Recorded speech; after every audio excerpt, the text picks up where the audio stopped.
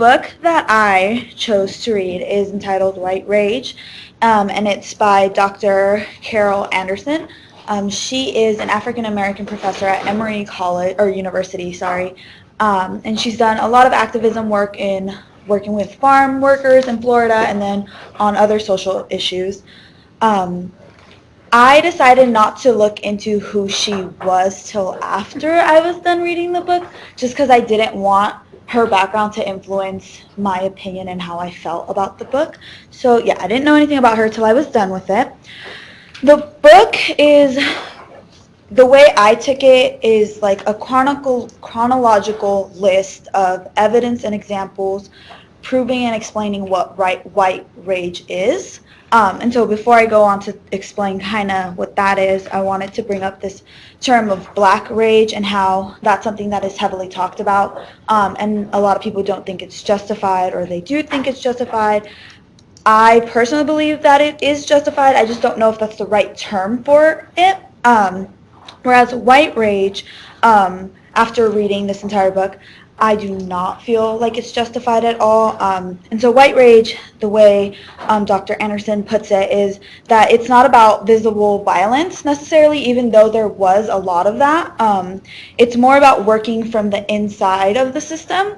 And so it's triggered by black advancement and this idea of blackness that refuses to give up. And so it's a reaction from fear of white people seeing black people better themselves.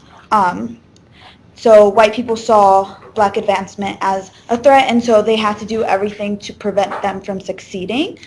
And so the way the book provides evidence is, again, in chronological order, starting from slavery all the way up until Obama's presidency. And so starting with slavery, they talk about how black people were seen as property, and so the war was about slavery, because it was about self-preservation, but self-preservation of slavery and that economy that came from it.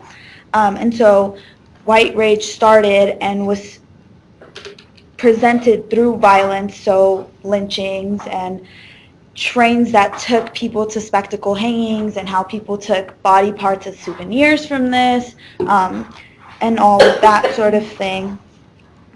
She then goes on to talk about other themes. So the big three themes that I saw that she presented were education, political power, and then the justice system, and how those were the three where white rage were really prevalent and where white people used those three things to keep black people down.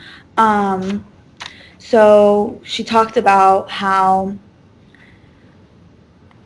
as far as like the political sphere, one of the examples that I pulled out was the Sweets. They were a family that moved into a primarily white neighborhood, and they killed a white man when a white mob attacked their home.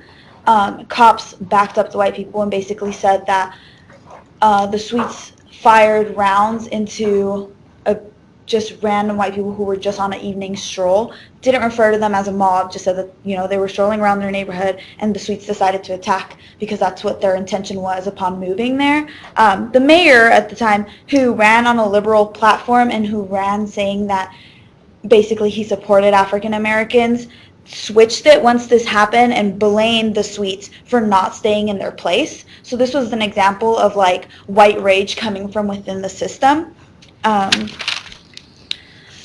From there, we went on to see that for education with Brown versus the board, and that passing, it worried whites even more, and so they felt that they needed to maintain and uphold white supremacy regardless of what the consequences may be.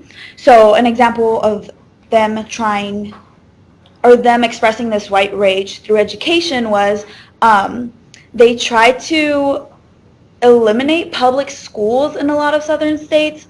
They tried shutting them down, and then they created funds to give white youth money to go to private schools, and therefore eliminating the chances that African American youth had to go into school.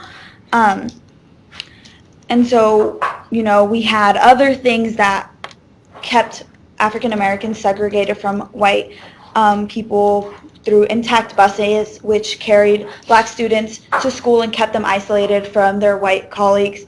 And then from there, we had, through political power again, blocking African Americans from voting through like poll tax and violence and all of this. And I have a quote from the book by the guy who killed Emmett Till, J.W. Milam.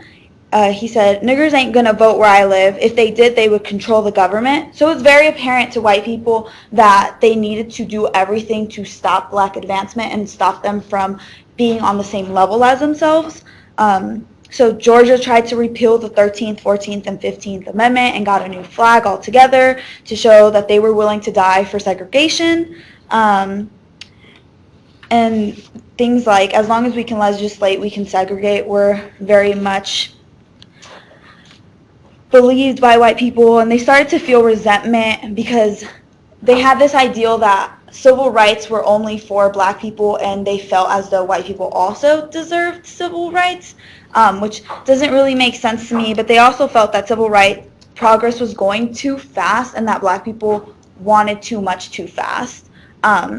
And so for the criminal perspective, we see things like the Southern Strategy and the whole war on drugs and the law and order and get tough on crime, which really were just methods of continuing to bring down African Americans and incarcerate them and bring them into a new form of slavery. We have things like, the CIA working with the Contra rebels to bring in drugs from Medellin and working with the cartels in South America and bringing them into primarily African American communities and then disproportionately incarcerating and attacking minority groups through drugs. And then the final thing was this idea of white people trying to de-elect President Obama through things like saying that there was voter fraud and he stole the presidency through voter fraud and all that. So I think this book was very relevant because it shows kind of like a pattern of like white rage constantly being brought up and seeing that like whenever African Americans decide to fight back, white people decide to get enraged even more and find new ways to knock them back down. I think the strengths of the book were that she organized it again in chronological order, so it made it very easy to follow and see that flow of the way that the timeline is kind of laid out. With that being said, though, one of the weaknesses, and I don't think this is a weakness for the book, it's just more of a personal weakness for me. I suck at remembering dates. So, like, anybody who, like, isn't good with dates and remembering dates, it's very date heavy. So that's one of the downsides that I saw. But other than that, she closes it by saying that it's time to rethink America, which I think is super important because we're still seeing this white rage. And like I said at the beginning, like, I don't think that white rage is justified in any way because within reading this book and seeing the examples that she gives, white rage seems to come from a place of fear, but it's unjustified fear because it's fear of like somebody else, and specifically African Americans, getting out of like this dark hole that white people forced them down. And so I just don't think that that's a justified fear to have at all. And so, yeah, that's all I got. Questions for the presenter? So, were there any other specific examples of white rage that really struck you as just kind of hard to believe? I wouldn't say hard to believe. I felt like all of it, there was like a lot of new information that was really new to me. Like, I didn't know about like the intact buses. Like, I didn't know that that was a thing. The fact that they had specific buses that would go pick up African American students, and so that they couldn't be on buses with their white colleagues and then bus them to school and had them in separate buildings that were really just like makeshift shacks. And then again, right after school, so that they wouldn't have any interaction, picking those kids up after school and taking them back home. That was new information to me, but none of the instances were really like surprising or like unbelievable. It all kind of was like, yeah, I can see that being a thing. So just to clarify, the author wrote white rage to kind of detail white rage in correspondence with black rage? No, she And- mentions Black Rage like at the very beginning, but I think she mentions it to show that like this idea of like Black Rage, and again, like I don't agree with that term, but I think that like this idea of like Black Rage trying to show that it is justified, whereas white rage is not justified and it's just hate. Okay, got it. Yeah. Zara, what do you think would be a better? I'm sorry, did I interrupt you? Go- And do you hand use up the your name thing. that you Go should. for it. Yeah. You can go ahead. Colleague, what is a better term for Black Rage? Or like, did you like what? I don't know if I have a great answer for that. It's definitely something that I've been thinking about a lot. My main problem with the term Black Rage is that it feeds into that stereotype of like the angry black woman or the angry, like that sort of thing, and so that's my biggest issue with it. I haven't been able to come up, nor do I think I'm the most qualified person to come up with a term to replace that one specifically. That's fair.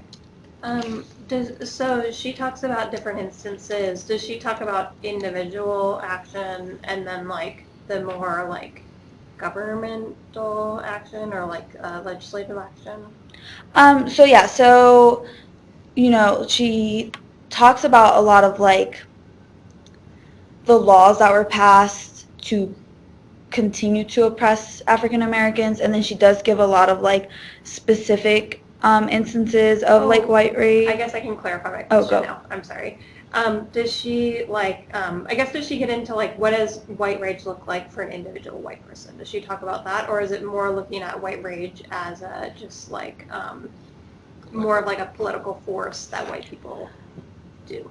I mean, I think that I didn't see that specifically. I mean, like, you can get it from the book, I think, just because of, like, if you put all the examples together, Yeah. especially looking at it from, like, something that's systemic and used in a systemic fashion, that's kind of how you can look at it. Yeah. But I think in the book, she was just trying to give you, like, a ton of examples, and it was just back-to-back examples of, like, it coming out.